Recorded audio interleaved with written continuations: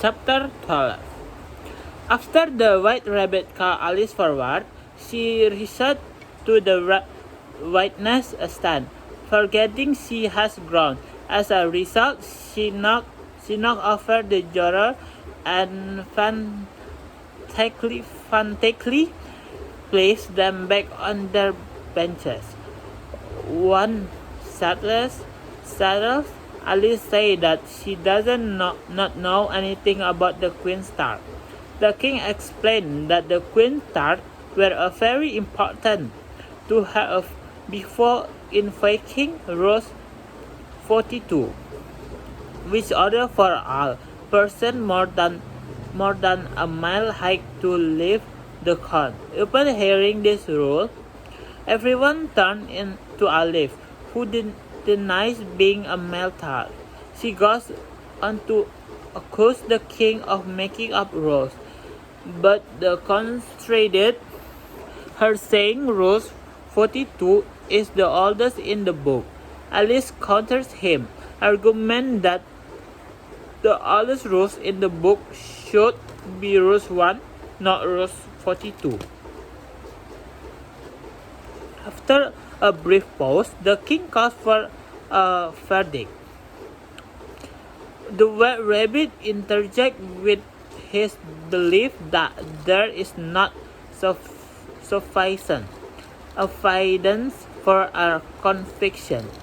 He goes on to say that additional witnesses should take the stand. In response, the king presents us incriminating letter that the Knave supposedly write, although it does not resemble his handwriting. The Knave denounces the letter because it lacks a signature, but the king retorts that the Knave might have a deliberately avoided signing, so he could discredit its card. The king's argument persuaded the court, and the queen said the letter provides sufficient evidence for conviction. Before the crown can be broken, Alice demands to read the poem in the letter. The poem does not make any sense, but the king calls for verdict anyway.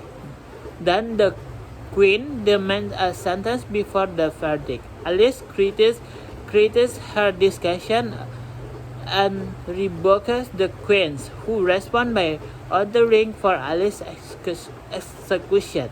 However, at this point, Alice has grown so large that she bats away the cards that fly at her all in directions. Suddenly, Alice wakes up to find her head resting on her sister's lap. She recounts to her experience in the wonderland to her sister before going inside for a tea. Her sister ponders Alice's story, imagining the character involved. Thank you.